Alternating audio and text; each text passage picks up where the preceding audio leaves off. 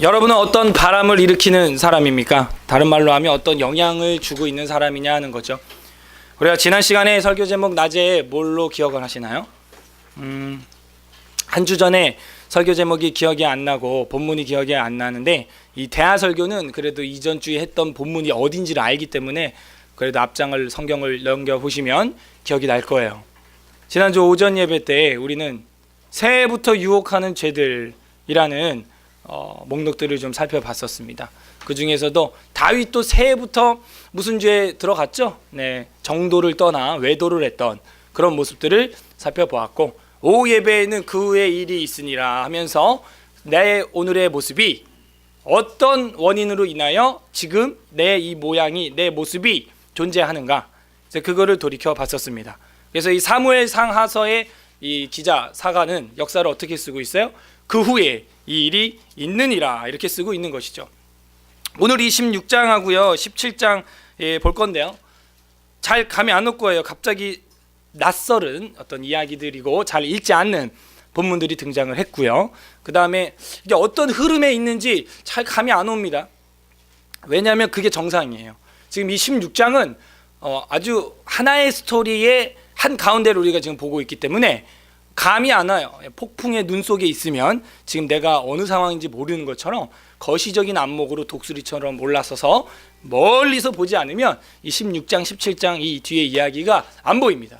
그래서 이 16장, 17장을 보기 위해서는 13장부터 이야기가 하나의 이야기구나, 이 통째로 16장도 포함하여 라는 것을 여러분이 아셔야 돼요. 크게는 어디까지냐면 13장부터 20장까지, 아니 19장 말까지는 봐야 되는 거죠. 그래서 13장에서 19장 말까지가 사실은 이 한 개의 이야기입니다. 근데 우리가 시간이 없기 때문에 그걸 지금 나누어서 두 주에 거쳐서, 세 주에 거쳐서 이제 살펴보게 되기 때문에 거시적인 안목이 필요하다 하는 거예요. 제가 여러분은 어떤 바람을 일으키는 분들이십니까? 라고 여쭤본 거는 바로 그 바람의 영향력을 타고 이 16장이 지금 쓰여졌기 때문이에요. 17장이 쓰여질 거기 때문이죠.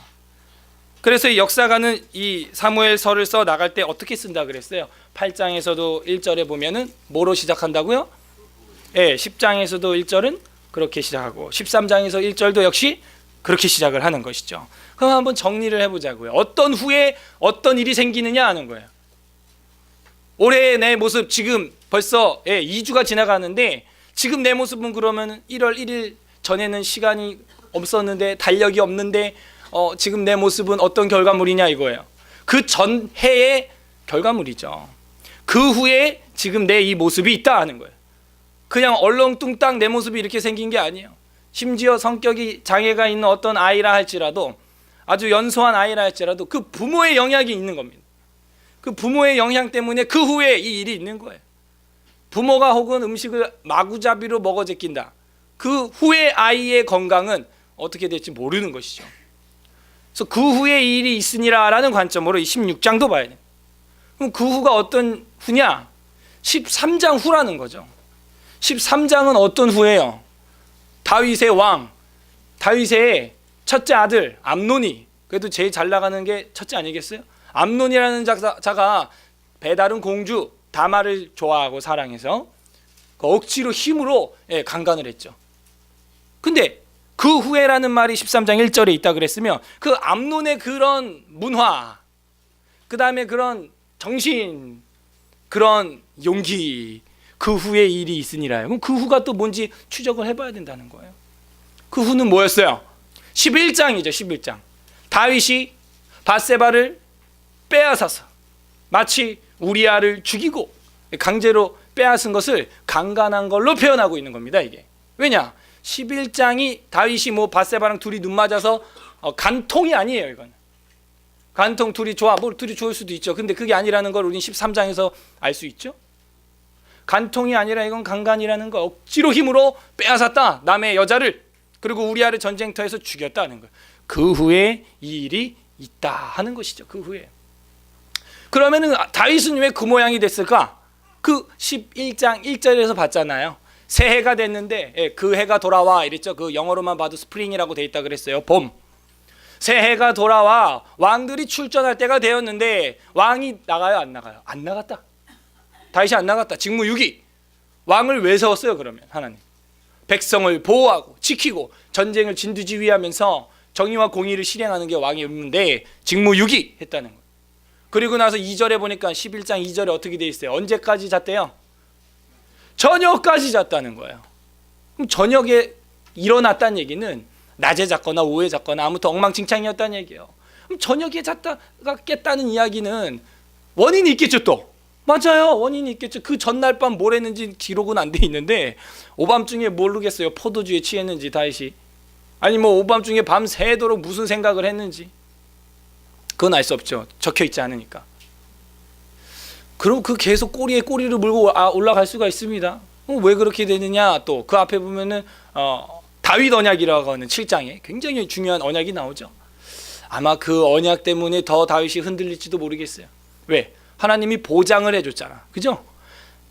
다윗이 원래는 하나님 집 지어드릴게요. 하나님은 텐트에 있잖아요. 지금 나는 백향목에 있는데, 근데 텐트에서 하나님을 이제 건져서 좋은 집에다가 법궤를 놓겠습니다 했는데 하나님은 아니야, 내가 너네 집을 지어주고 언제까지?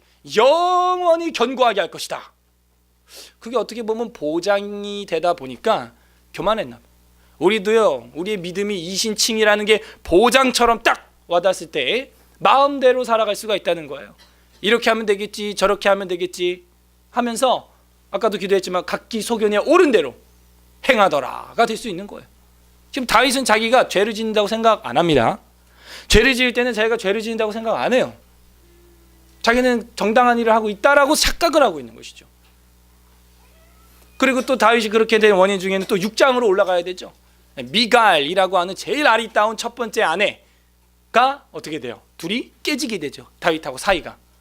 왜? 미갈이 말을 막 해가지고 다윗은 춤을 막 춰가지고 그 두 미숙이 합쳐져서 미숙의 합창을 불러가지고 그렇게 둘이 좋아하고 사랑했던 사이인데 깨지고 헤어지면서 다윗의 그 숱한 여정이 그 후에 이 일이 있으니라, 그 후에 일이 있으니라 하면서 쭉 가는 거예요. 그래서 결국에는 오늘 볼 우리가 이 16장도요 그 후의 이야기인 겁니다. 결국에는 다윗이 좀 중요한 변화, 굴절이 일어나는 그 포인트는 11장이죠. 밧세바를 취하면서 이제 엉망진창이 되는데 그 후에 이 일이 있으니라 나단 선지자가 나타나서 딱 채찍을 댑니다. 회초리를 대는 거예요. 그래서 내 자녀 집에 칼이 끊이지 않을 것이고 내 자녀가 죽을 것이고 세 번째 뭐예요? 내 아내가 백주의 남과 동침하는 걸 볼 것이다. 그 후에 일이 있는 거예요. 그 후에 어떤 일이 있었어요? 암논이 다말이라는 공주를 힘으로 억지로 뺏었다는 거예요. 그 후에 그런 일이 있었어요. 그 후엔 또 어떤 일이 있었어요? 그 다말이라는 공주 몸이 그렇게 망가지고 나니까 그 오라비가 되는 압살롬이라고 하는 왕자가 자기 누이에 대한 보복으로 그 암논을 또 죽였어.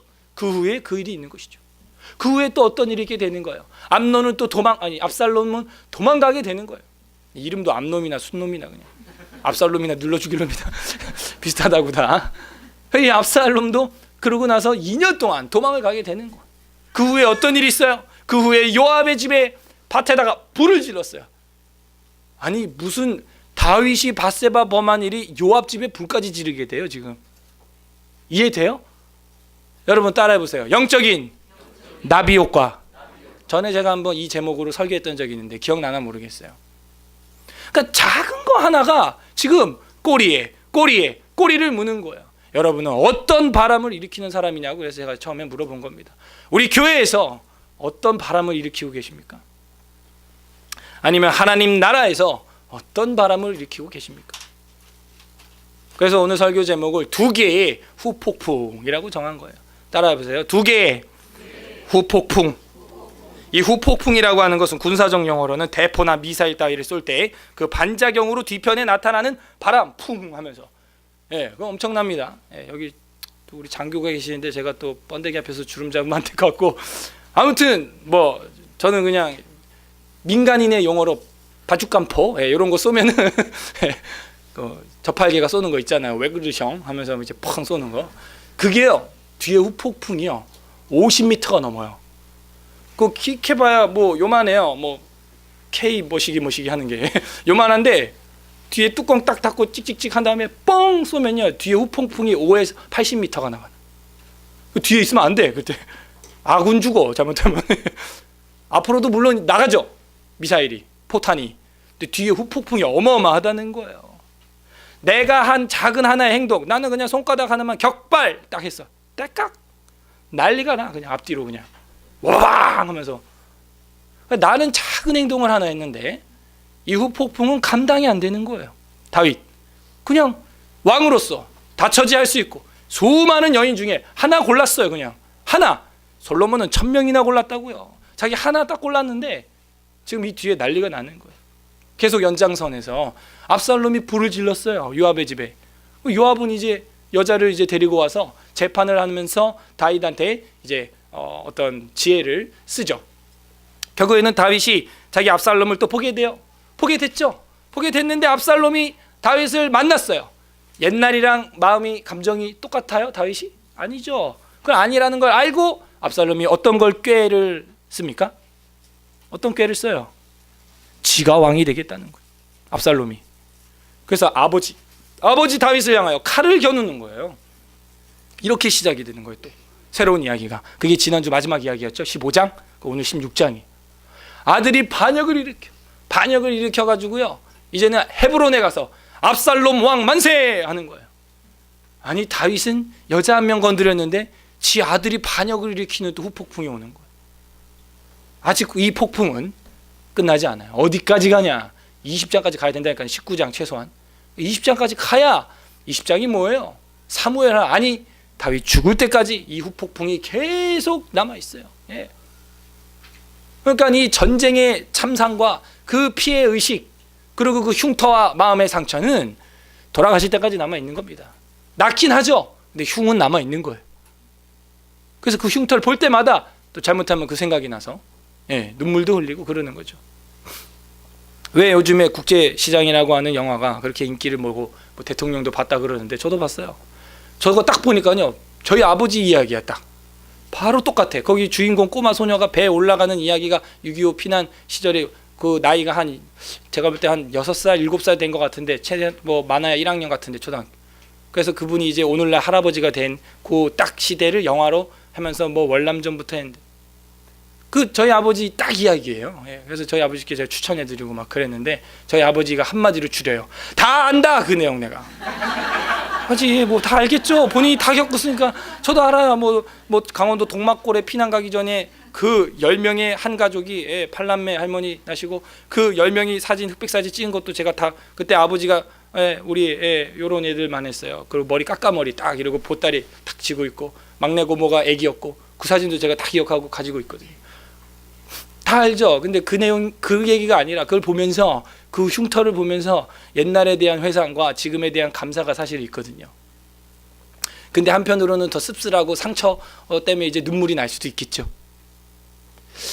거기 영화에 뭐 월남전 파병 저희 아버지도 월남전 갔다 오시고 다녀오시고 뭐 다 했기 때문에 완전 딱 싱크 100%예요 거의 제가 보니까. 근데 한마디로 그냥 다 안다. 그거 말고 다른 영화 보고 싶으니까 그거 티켓이나 좀 끊어줘. 뭐요? 그 막 지구가 종말되는 거 있잖아. 그거 막 그거 44년생이신데 7순이 넘으셨는데 지구 종말되는 거. 그죠? 이제 인생 마무리하실 때가 지구 마지막 어떻게 되느냐 이제 궁금하신가 봐요. 그게 교회 열심히 다니시고 그 후에 이 일이 있는 것입니다. 그래서 지금 여기 16장에 보면요. 별 희한한 후폭풍이 다 있어요. 아주 쪼잔한 후폭풍이 다 나와요. 너무 이슈가 많아가지고 이거 아주 그 산발적입니다. 내용들이 16장은 지금 16장 1절에서 4절이 누구냐면 1절에 보면 무비보셋이라고 나오죠. 무비보셋은 지난주 오후 예배 시간에 공부했어요. 두 발 다 절름발이에요. 쩔뚝발입니다. 그래서 시바라고 하는 종을 붙여줬어요. 도와주라고. 그런데 이 왕이 지금 아들 압살롬의 칼을 반역을 피해서 도망을 가죠. 도망을 가는데 이 시바라고 하는 종이 막 뛰어와가지고 뭐라 그래요? 떡 200개, 건포도 100송이하고 여름과일 100개 하고 포도주 한 가죽 부대를 싣고 와서 다윗을 맞으면서 드리는 거예요. 다윗이 2절에 뭐라 그래요? 너가 웬일이냐? 이러고 물어봤더니 이거 드시라고 청년들 같이 함께하는 동료들 드리라고 드리려고 가져왔습니다. 이러는 거야. 아부를 떠는 거야. 전형적인 아첨꾼이 아첨꾼. 이게 바로 시바라고 하는 종의 모습을 우리가 엿볼 수가 있어요. 그래서 이런 아첨을 떠는 이 아첨꾼의 지금 이 작은 행동, 이게 또 후폭풍이 개인적으로 불어오겠죠. 그 자기한테는요 이렇게 하지만 나중에 이 다윗이 돌아와요 안 돌아와요? 돌아와요. 19장에. 그러면 이 모든 진실이 밝혀지겠죠. 지금 이 음식을 갖다 바치는 이유는 뭐래요? 무비보셋이 왕을 따르지 않는다고 중상모략을 하는 거예요. 4절, 왕이 시바에게 이르되 무비보셋에게 있는 것을 다 네가 가져라 이러는 거예요. 왜 다윗이 이런 말을 하느냐? 시바가 무비보셋이 당신을 이제는 지지 안합니다라는 그 뉘앙스를 풍기면서 뇌물 공세를 지금 하고 있기 때문입니다. 그래서 이 작은 자기의 이 행동이 나중에 다윗을 맞이할 때 낯뜨거운, 어떻게 할 수가 없는 그런 결과를 가지고 오게 되는 거예요. 그 다음에 이제 5절에 보게 되면은 다윗이 바후림으로 가게 됩니다. 다윗 왕이 바후림에 이름에 거기서 사울의 친족 한 사람이 나오니 게라의 아들이요 이름은 시므이라. 얘도 또 후폭풍을 하나 만들어내는데, 그러니까 오늘 여기서는 시바, 시므이, 시시들이 많이 나와. 그래서 이 시므이가 와면서 얘는 뭐라 그러느냐? 6절에 보면 또 다윗 왕의 모든 신하들을 향하여 돌을 던지니 그때 모든 백성과 용사들이 다 왕의 좌우에 있더라. 시므이가 저주하는데 뭐라 그래요? 피 흘린 자여, 피 흘린 자여, 사악한 자여, 가거라 가거라. 우리말로 하면 꺼져라 꺼져라 이 얘기예요. 사울의 족속의 모든 피를 여호와께서 내게 돌리셨도다 하면서 이 시므이가 다윗이 지금 피난길에 있는데 막 더 불난집에 기름 붓는 거예요. 왜? 이제 다윗은 끝났다 이렇게 판단을 한 거죠. 그러나 이거는 시므이의 실수예요. 판단 오류죠. 끝나지 않고 나중에 19장에 왕의 귀환을 하게 됩니다. 그것도 모르고 시므이는 지금 어마어마한 죄를 짓고 있는 것입니다. 그래서 저주를 마음 놓고 하는 거예요. 근데 나중에 우리가 보겠지만 19장에 가서는 어떻게 해요? 1000명의 종들을 이끌고 나와서 엎드려요. 그 앞에 엎드려 가지고 왕의 피난길에 제가 했던 말을 기억하지 마소서 이래. 야, 그걸 어떻게 내가 기억 안 하냐? 피 흘린 자여, 피 흘린 자여, 가거라 가거라 그래 놓고선 그걸 기억하지 말아달래. 근데 이놈이 뒤에 1000명이나 끌고 나왔어. 1000명이나 끌고 나왔다는 얘기는 뭐예요? 아니면 나랑 한번 싸워보든가, 용서 안 해줄 거면 나랑 한판 붙어보든가, 이런 게 이제 19장에 나옵니다. 뒤에. 그러니까 자기의 이 경솔한 행동 요 하나가 생명을 왔다 갔다 하게 하는지를 모르는 거예요. 생명을 왔다 갔다 하게 하는 후폭풍을 지금 시므이는 만들어내고 있어요. 근데 지금 시바나 시므이나 지금 이걸 알아요 몰라요? 그게 문제죠. 몰라. 그게 우리 인간의 한계예요. 우리도 마찬가지예요. 내가 지금 한 이 행동이 나는 지금 맞는 것 같아요. 내게 이 선택이 정확한 것 같아요. 정확히 틀리면 어떡하려고 그래요? 완전 틀리는 거는 둘째치고 나중에 그 후폭풍을 어떻게 감당하려고 그래요? 왕이 두 눈 시퍼렇게 뜨고 오는데, 하나님이 두 눈 시퍼렇게 뜨고 오는데 어떡할 겁니까? 그때는 때는 이미 늦으리예요. 그런 이야기가 5절에서 8절까지 흘러나가게 됩니다. 자, 그 다음에 9절에서 거의 이제 19절까지 이렇게 봐도 되고 14절까지 봐도 되는데요. 여기는 이제 수라의 아들 아비새가 왕께 어찌하오되 죽은 개가 어찌 내 주 왕을 저주하리까 하면서, 아까 그 시므이가 왕을 저주하니까 좀 심한 말이죠. 죽은 개 같은 놈이 이렇게 말하는 거예요. 지금 군인들이니까 험하게 막 말해요. 말을 어떻게 주님 다윗을 저주합니까 하면서 자기가 가서 머리를 잘라버리겠다고 지금 이 9절에서 얘기를 하는 거고요. 왕께서는 근데 그걸 어떻게 하냐면 다윗이 그거를 다 겸허하게 몸으로 받아요. 11절, 또 다윗이 아비새와 모든 신하들에게 이르되 내 몸에서 난 아들도 내 생명을 해하려 하거든. 압살롬 얘기죠. 하물며 이 베냐민 사람이랴. 베냐민 사람이 왜 자꾸 이렇게 반란이 일어나느냐? 사울이 어디 지파예요? 베냐민 지파죠.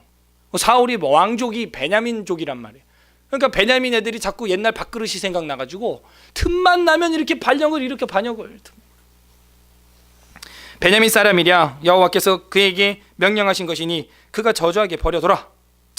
요 작은 또 겸허한 마음 한 가닥이 다윗에게는 그나마 이 징계 중에도 아름다운 위로의 후폭풍을 또 가지고 옵니다. 만약 여기서 다윗이 그래 목을 베버려 이러면요, 이게 또 어떤 원수들이 일어날지 몰라요. 하나 뽑으면 2개 일어납니다. 2개 뽑으면 4개 일어나. 4개 뽑으면 8개, 8개 뽑으면 16개 일어나. 그러니까 여기선 참 감사한 이제 긍정의 그 격발이 나옵니다. 이 다윗이 가만둬. 내가 다 받을게 하는 거예요. 다 감당할게 하는 거예요. 그래서 이 뒤에 이 다윗이 이렇게 해서 어떻게 된다고요? 왕의 귀환. 참 어마어마해. 다시 2번 왕이 되는 거예요. 한마디로 다윗한테는요. 이런 찬스가 어디 있어요, 세상에. 2번 대통령을 연달아 한다. 이런 영광이 어디 있겠어요? 사실 개인적으로 다윗에게는 이게 그렇게 될 줄 알겠어요? 몰라요. 근데 그 순간 이게 맞다고 판단을 하는 것이죠. 왜? 기준이 뭐예요, 둘 다? 하나님이 하나님. 시므이와 시바는 하나님이 안 보여. 그죠? 그 순간, 그 죄를 짓는 그 순간 하나님이 안 보여요. 다윗이랑 똑같은 공식을 보여주고 있어요. 죄를 짓는 그 순간 하나님이 안 보여. 안 보여. 근데 지금 다윗은 지금은 이제 보여요, 안 보여요? 보여. 말을 하잖아, 지금. 하나님이 그를 들어서 나를 신나게 저주하고 실컷 저주하고 나서야 그 진노가 풀릴지 누가 알겠냐? 하나님이 보여요. 지난주에는 안 보였어요. 예. 그래서 지금 2개의 격발이 나오는데 하나는 긍정적인 격발이고 하나는 부정적인 격발이에요. 시바나 시므이는 부정적인 격발을 하는 거죠. 작은 손가락 움직임 하나였지만 그 후 폭풍은 앞뒤로 80m가 넘어. 아무튼 예.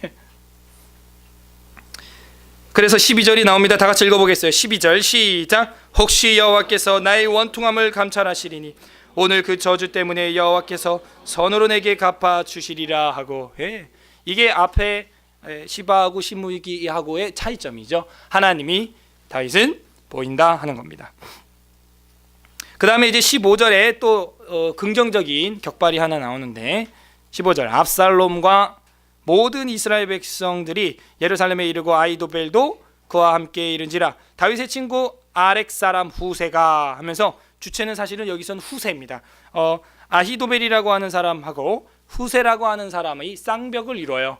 이 둘이 뭐냐면 똑같은 현자, 제갈공명 같은 사람들인데 아히도벨이라고 하는 사람은 늘 젊어서 진보적이고 이렇게 진취적인 의견만 내요. 좀 이렇게 뭐라 그럴까요? 좀 과격한 어떤 그런 젊은이의 패기의 책략가입니다. 그 다음에 이 후세는요 좀 보수적이고 조금 온건하고 멀리 보고 크게 보고 아무래도 연륜이 있는 장로이기 때문에 후세는 그렇게 봅니다. 다윗의 친구뻘 되죠. 16절에 다윗의 친구라고 표현을 하고 있잖아요. 그래서 후세가 압살롬에게 나아갈 때 그에게 말하기를 왕이여 만세 왕이여 만세 하니, 지금 이렇게 볼 때는 후세가 앞첨꾼으로 보이는데 그렇지 않다는 걸 우리는 지난 시간에 공부했어요. 이 이야기를 이해하려면 역시 지난주에 15장에서 후세가 어떤 마음을 먹었는지 알아야 되는데, 후세는 원래 다윗의 친구니까 다윗이 도망갈 때 따라갔었죠. 근데 다윗이 따라오라 해요, 남아있으라 그래요? 남아있으라 그래요. 그러니까 이 작은 다윗의 또 하나의 행동이 아주 큰 후폭풍을 갖고 와요. 만약에 너 그래, 넌 내 편이지, 따라와 따라와. 너도 내 편이지, 따라와. 너도 내 편이지, 제사장 따라와. 후궁들 다 따라와. 이렇게 15장에 나오는 대로 다 받아서 했다면은, 징계를 안 받고 자기 걸 챙기려고 했다면은 뭐가 안 이루어지느냐? 왕의 귀환이 이루어지지 않아요. 근데 지금 이렇게 해서 후세를 뭐라 그러냐면, 남아라, 당신은 내 친구니까 남아서 저 젊은 압살롬을 지도해줘. 저 젊은 것이 뭘 할 줄 알겠나? 이렇게 말을 하면서 겸허히 자기의 오른팔을 탁 놓는 거예요, 다윗이. 그랬는데 이제 이 후세가 핵심 인물이 돼서 왕이 돌아와요, 다윗이. 이 후세가 이제 어떻게 해요? 다윗의 말에 순종해서, 친구지만 왕이잖아요, 순종해서 남아서 압살롬, 젊은 아들뻘 되는 압살롬 왕 만세, 압살롬 왕 만세 이렇게 하는 거예요 지금. 그렇게 해가지고 만납니다. 만나가지고 계략을 주는데, 다윗을 죽일 때 어떻게 죽이겠느냐 했을 때 이 아히도벨이라고 하는 사람은 급진적인 의견을 내고, 뭐냐, 바로 가서 죽여야 됩니다. 후세는 아닙니다, 전국에 있는 군인 다 모아서 한 번에 죽입시다 이랬는데 후세 책략이 채택이 됐어. 그래가지고 어떻게 돼요? 도망갈 시간을 벌게 되죠. 전국에 있는 군인들 다 모아야 되니까. 그래가지고 다윗이 도망을 가서 살게 되고, 압살롬이 군인들을 모아가지고 전쟁이 나왔지만 그 전쟁에 지게 됩니다. 그래서 결국에는 귀환을 하게 돼요. 이거는 후세의 덕이기도 하지만 다윗이 한 행동이 영향이 끼친 거예요. 역시 이게 꼬리에 꼬리를 묻는 거예요. 왕의 기한이 이루어질 수 있었던 거는 후세의 책략 덕분이었고, 후세의 책략이 그렇게 사용될 수 있었던 것은 그 전에 다윗이 자신을 따라오지 말라고 했기 때문입니다. 자신이 겸허히 매를 맞았기 때문이에요. 다윗이 겸허히 매를 맞았기 때문에 마침내 어떻게 돼요? 은혜를 받았다 하는 것이죠. 그래서 17절에 압살롬이 후세에게 이르되 이것이 네가 친구를 후대하는 것이냐? 그러니까 아버지한테 너가 이게 후대하는 거야? 라고 압살롬이 말합니다. 네가 어찌하여 내 친구와 함께 가지 아니하느냐? 아버지 보고 막 친구래 막. 후세가 압살롬에게 이르되 그렇지 아니하니이다. 내가 여호와의 이 백성 모든 이스라엘의 택한 자에게 속하여 그와 함께 있을 것이니이다. 또 내가 이제 누구를 섬기리까? 그 아들이 아니니까. 내가 전에 왕의 아버지를 섬긴 것 같이 왕을 섬기리이다 하니라 하는데 이거는 페이크죠. 속임수예요. 그래서 20절에 보면 압살롬이 아히도벨에게 이르되 너는 어떻게 시행할 계략을 나한테 가르치라 하면은 얘는 또 늘 급진적인 거, 무리가 있는 거를 외치는데 뭐냐면 왕궁에 있는 아버지의 그 후궁들을 아내로 다 삼아 버리라는 거예요. 그래서 세 번째 징계가 이루어집니다. 뭐예요? 다윗한테 네 아내가 백주에 다른 남자와 동침하는 걸 보게 될 것이다 이랬죠. 22절에 보면 이에 사람들이 압살롬을 위하여 옥상에 장막을 치니 압살롬이 온 이스라엘 무리의 눈앞에 그 아버지의 후궁들과 더불어 동침하니라 같이 잤다는 거예요. 이거는 뭐예요? 아버지와 나의 사이를 완전히 칼로 그어버리는 거야. 그대와 나는 이제 하나가 아니요. 와, 이게 아들이야. 아버지는 이 아들을 향하여 아직도 선하게 대해라 막 이러고 있는데, 그 다음에 이제 17장에 보게 되면은 그 후세의 모략이 나옵니다. 이 후세의 모략에 대해서는 방금 제가 말씀을 드렸어요. 자, 17장 1절 아히도벨이 또 압살롬에게 이르되 이제 내가 사람 12,000명을 택하게 하소서. 오늘 밤에 내가 일어나서 다윗의 뒤를 추적하리이다. 지금 당장 끝내겠다는 거야.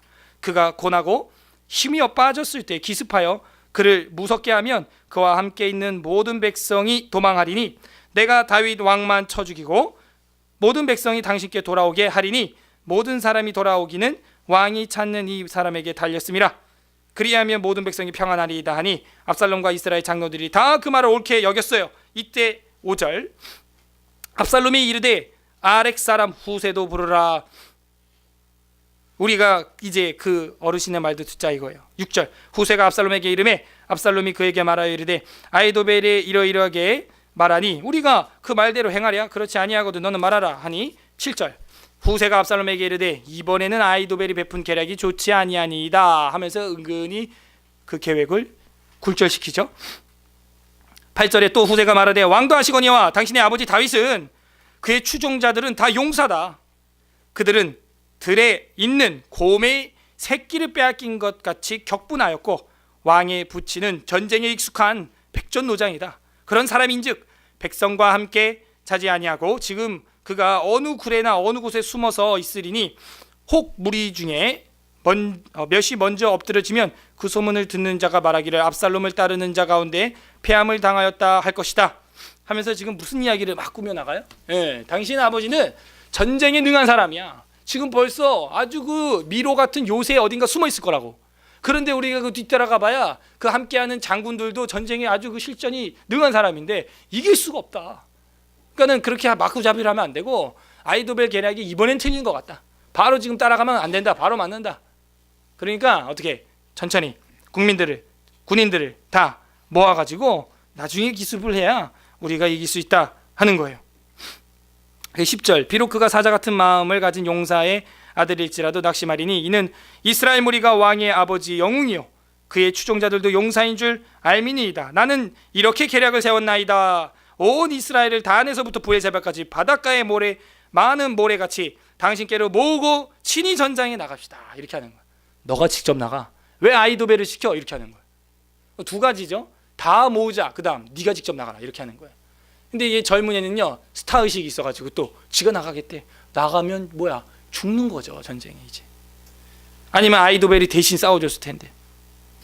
그래서 후세의 계략이 채택이 됩니다. 14절 압살롬과 온 이스라엘 사람들이 이르되 아렉 사람 후세의 계략은 아히도벨의 계략보다 낫다 좋다 하니 이는 여호와께서 압살롬에게 화를 내리려 하사 아히도벨의 좋은 계략을 물리치라고 명령하셨음이었더라 하는 거예요.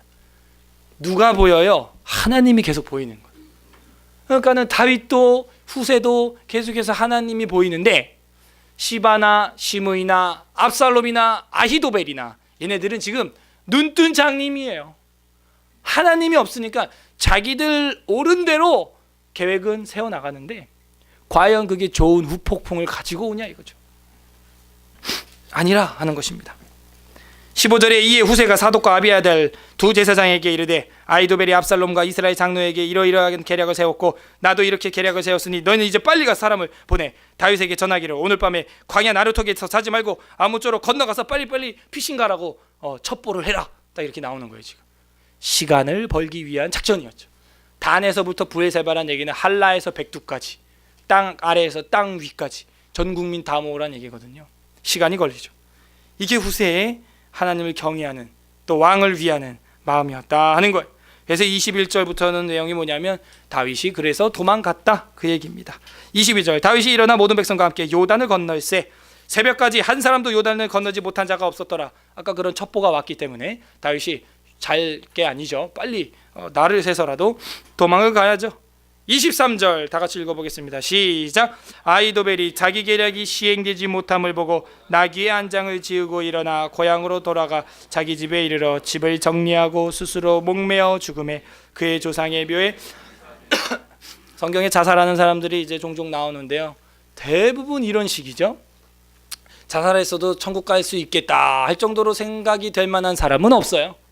자살한 사람들의 삶을 보면 대부분 하나님이 안 보였던 사람들이고 암울한 사람들이고 악한 사람들이었다라는 걸 우리가 알 수가 있습니다. 여기 보게 되면 아히도벨이 자기 계략이 채택이 안 되니까 집에 가서 고향으로 갔대요. 그리고 어떻게 했대요? 갑자기 집안 청소를 하더니 목매 죽었답니다. 자매 여러분, 남편분이 집에서 청소를 하거들랑 두려워하셔야 되는 거예요. 남편이 청소할 지경까지 됐다 그러면 그 다음은 할 게 뭐예요? 그 다음 게 뭐야? 여기 보면 스스로 목매어 죽음에 그러니까 이 아히도벨이 머리가 좀 있는 사람이거든. 자기 계략이 채택이 안 되고 후세께 채택이 되니까 또 빛을 내가 못 보는구만. 틀렸어. 왜? 다윗 때도 이 사람이 그 현직에 있었던 사람이거든요. 근데 늘 후세께 채택이 되고 아히도벨 자기 게 안 돼서 속이 상해서 압살롬에게 탁 붙었던 건데 이 압살롬도 누구를 자꾸 선택을 해요? 후세를 선택하는 거야. 그러니까 이제 머리가 돌아가는 거야. 아, 저러다가 후세께 빠져서 후세는 아무리 봐도 다윗 편인데 후세께 빠져서 이 반란은 이 쿠데타는 실패다. 이 쿠데타는. 그러면 이제 자기도 어떻게 돼? 나중에 다윗이 왔을 때 자기도 그 쿠데타에 동조했던 사람이고 싱크탱크였기 때문에 핵심 그 코어였기 때문에 자기도 무사하지 못할 거다라는 게 이미 딱 답이 나오는 거예요. 자기는. 그러니까 알아서 그냥 목숨 끊는 거예요. 그냥. 이해하시죠? 지금 그런 사람이 아히도벨이라는 사람입니다. 지금. 압살롬은 그거를 몰라요. 예. 그러고 나서 이제 24절에는 다윗이 이제 잘 쉬게 되었다 하는 이야기가 나옵니다. 이에 다윗은 마하나임에 이르고 압살롬은 모든 이스라엘 사람과 함께 요단을 건넌다 하면서 이제 늦게 요단강을 건너오게 됩니다. 그리고 25절에 보게 되면 압살롬이 아마사로 요압을 대신하여 군 지휘관으로 삼았어요. 그리고 나서 27절에 다윗이 마하나임에 이르렀을 때 암몬 족속에게 속한 라빠 사람 나스의 아들 소비와 로데발 사람 아미엘의 아들 마길과 로글림 길르앗 사람 바르실레가 자기에게 28절에 뭐예요? 침대와 대야와 질그릇과 먹을 걸 후원해줬다. 이제 이런 얘기가 나오면서 29절 꿀과 버터와 뭐 양치즈 뭐 이런 걸 줬다. 이제 하는 걸 나와요. 얘네들은 또 선한 격발을 지금 하고 있죠. 그러면 좋은 후폭풍이 올 겁니다. 예. 와요. 실제로 보면요. 나중에 그들에게는 선대하라. 다윗이 이제 그렇게 이야기를 해요. 결국에는 이제 18장 마지막 보고 이제 마치기 텐데요. 이 내용은 뭐냐면 압살롬의 최후, 압살롬의 죽음이 나오게 됩니다. 그래서 이제 전쟁에 둘이 와장창 붙어요. 둘 다 요단강을 건넜잖아요. 다윗이 먼저 건넜고 압살롬 군대가 건넜죠. 그래서 이제 요단강 저쪽 편에서 전쟁을 하는 거예요. 그래서 전쟁을 하게 됩니다. 2절 다윗이 그의 백성을 보낼세 3분의 1은 요압을 휘하에 3분의 1은 수르야 아들 요압의 동생 아비새의 휘하에 넘기고 3분의 1은 가드 사람 이때의 휘하에 넘기고 왕이 백성에게 이르되 나도 반드시 너희와 함께 나가리라 하면서 싸우게 됩니다. 그리고 백성이 이르되 왕은 나가지 마소서.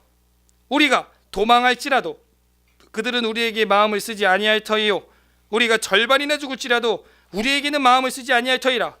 왕은 우리 10,000명보다 중하오니 왕은 성읍에 계시다가 우리를 도우심이 좋으리이다 라고 말하고 있어요.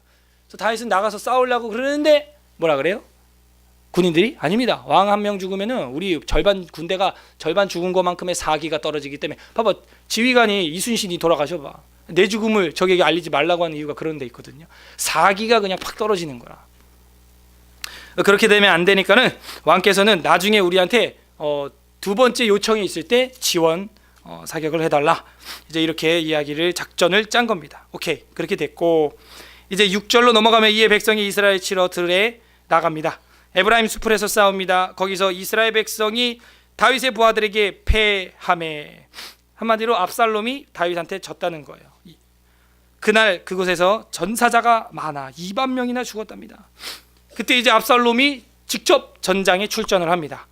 9절, 압살롬이 다윗의 부하들과 마주치니라. 압살롬이 노새를 탔는데 그 노새가 큰 상수리 나무 번성한 가지 아래로 지날 때 압살롬의 머리가 그 상수리 나무에 걸림에 그가 공중과 그 땅 사이에 대롱대롱 달리고 그가 탔던 노새가 그 아래로 빠져나간지라. 얘가 젊은이니까 또 스타일 있어가지고 머리가 길었나 봐요. 그래가지고 이제 노새를 타고 뜨그닥 전쟁에 나가는데 머리를 한번 이렇게 샥 비달사순 이렇게 했는데 그게 그 상수리 나무에 확 휘리릭 감긴 거야. 그래갖고 밑에 노새는 쭉 빠져나가고 자기는 어이쿠야 하고 매달린 거야. 자기 머리 중력의 법칙에 의해 자기가 들 수도 없고 발이 닿아야 뭐 들지, 발이 둥둥 떠 있는데 어떻게 들 수가 없잖아요 지금. 그래서 이거를 다윗의 군대의 장군들이 봅니다.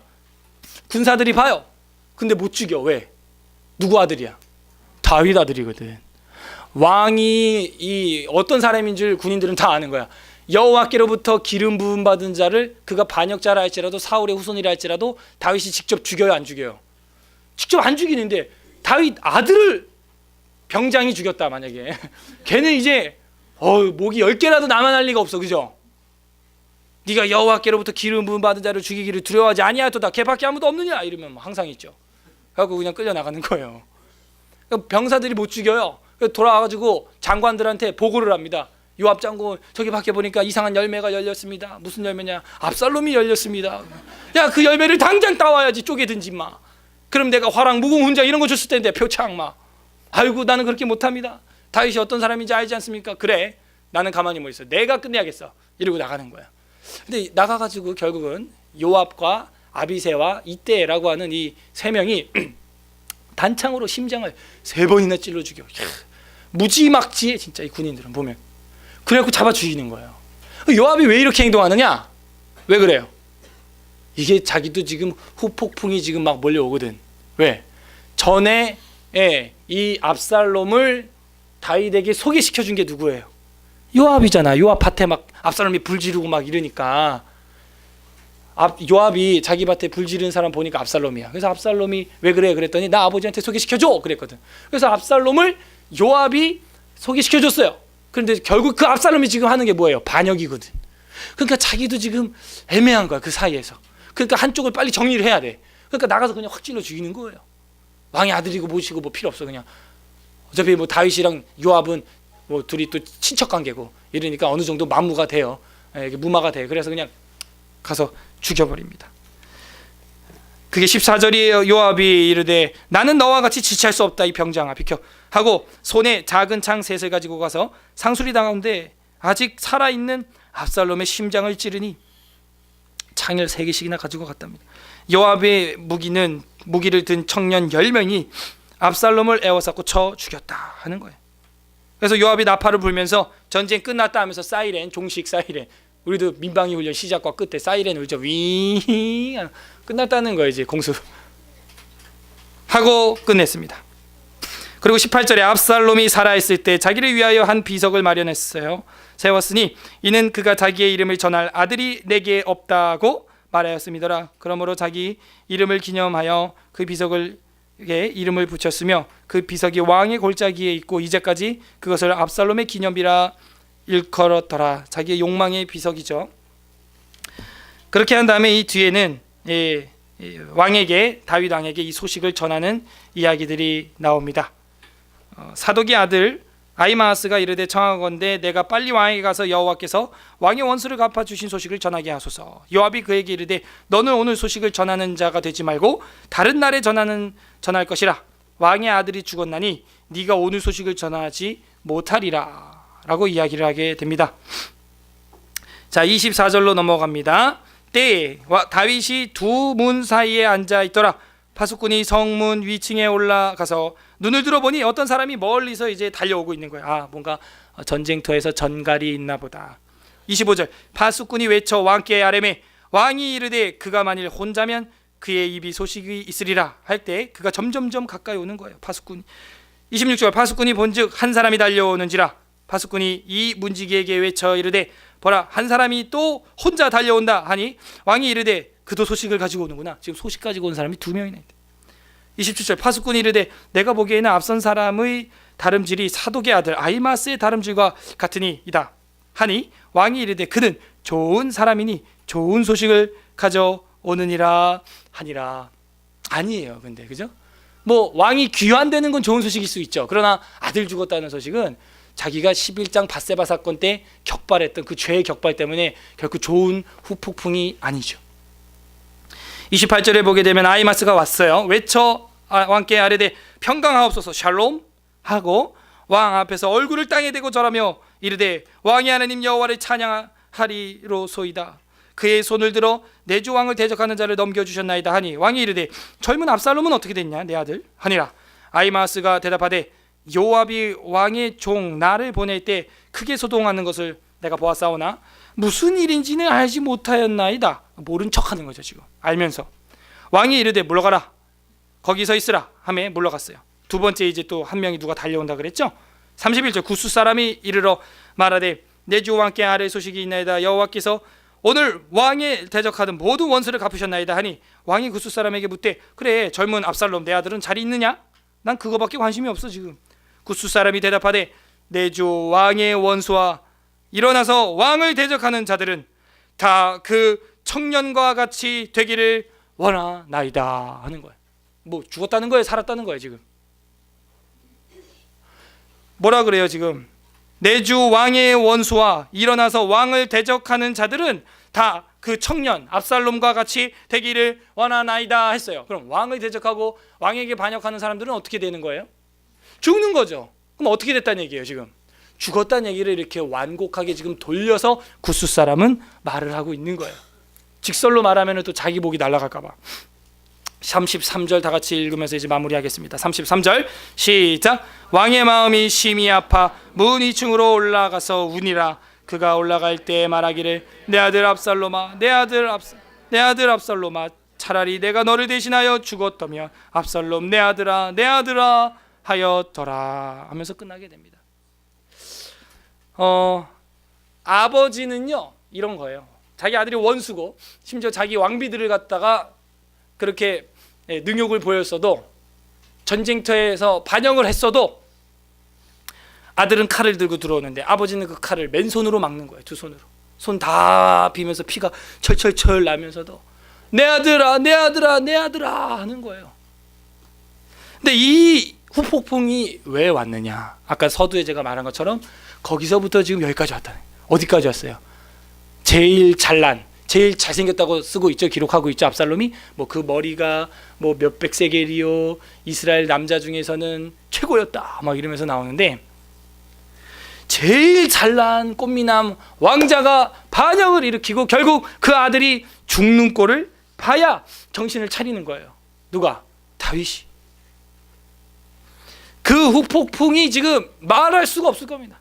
부모로서 가장 슬픈 일이 뭐예요? 자식을 자기보다 죽음의 앞길에 세우는 것이거든. 이거는 땅에 묻는 게 아니라 가슴에 묻어야 한다 하는 것이죠. 아이고 이놈아 하면서 내가 필요한 게 있었으면 더 주었을 것인데 네가 왜 이래가지고 이 모양이 되었느냐. 근데 다윗은 더 슬픈 게 왜 더 슬플까?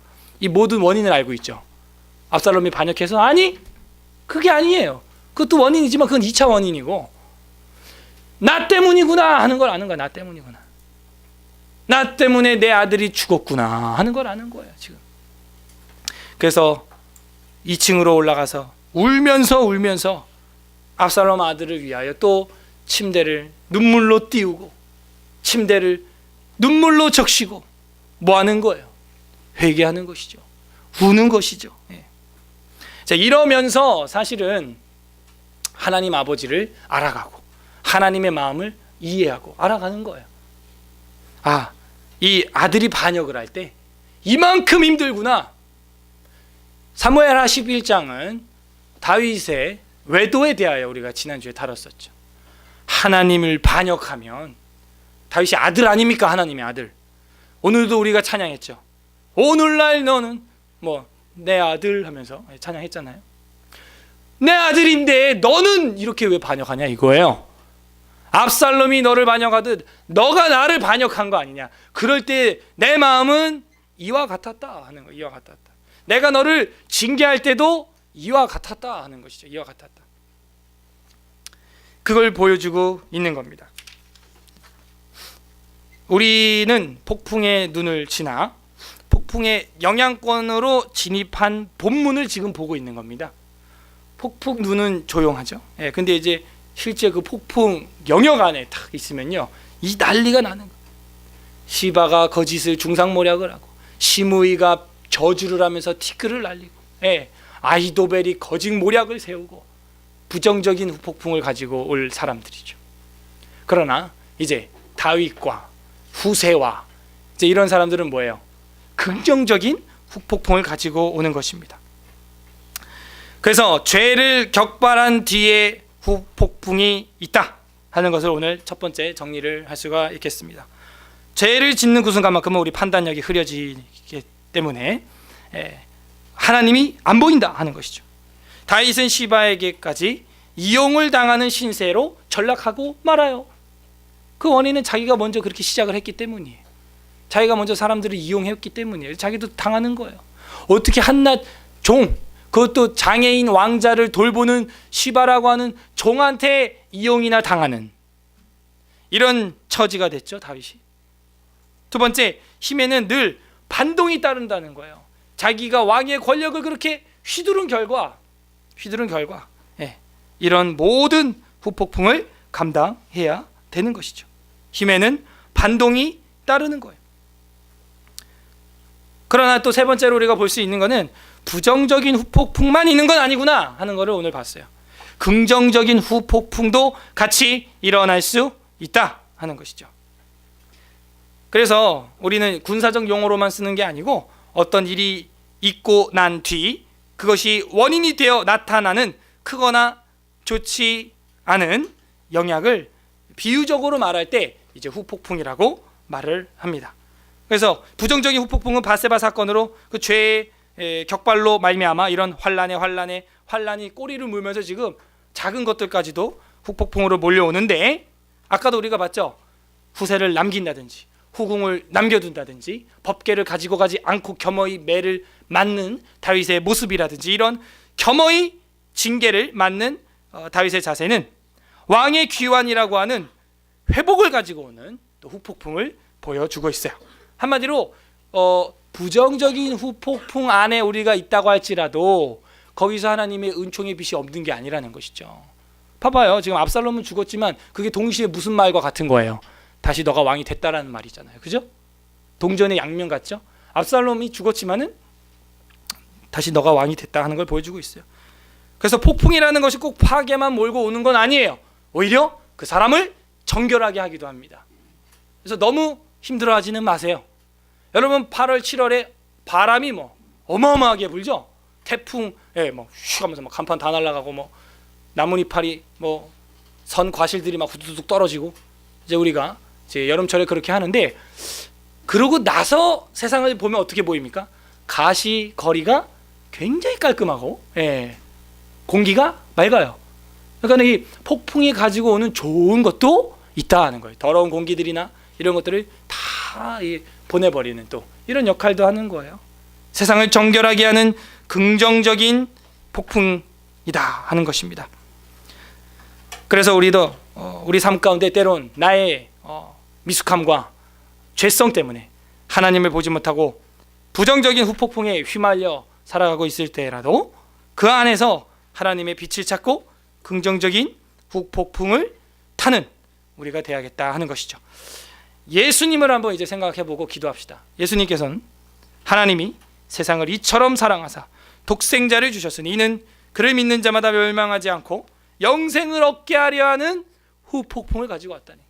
자신이 그 모든 폭풍들을, 우리 인간의 죄의 그 격발들을 다 당하시고 십자가에 죽으심으로써 이제는 그 십자가, 그 사형이 선고된 곳, 저주가 선포된 곳, 그걸 우리가 보는 자마다 어떻게 되는 거예요? 그 사람들은 이제는 영생의 후폭풍으로 하늘로 엘리야가 바람 타고 올라가듯이 올라가게 된다 하는 걸 보여주고 있는 것이죠. 작은 한 청년이 그냥 죽었다가 아니에요. 하나님이, 이 우주 만물을 지으신 하나님이 단번에 제사물로 돌아가셨다는 것이죠. 그 사랑의 후폭풍은 지금 2015년도까지 오고 있는 거예요. 멈추지 않고 영원히 이 폭풍은 갈 것입니다. 여러분은 어떤 바람을 일으키는 사람입니까? 우리 다 함께 기도하겠습니다. 오늘 말씀을 생각하면서, 하나님, 나의 이 작은 손가락 움직임 하나가 앞뒤 80m의 후폭풍을 가지고 오는 것처럼 엄청난 파괴를 가지고 올 수도 있고, 아니면 오히려 생명을 살리고 사람을 구하고 영생을 2015년 동안 지속해 줄 수 있는 사람이 될 수도 있는 거예요.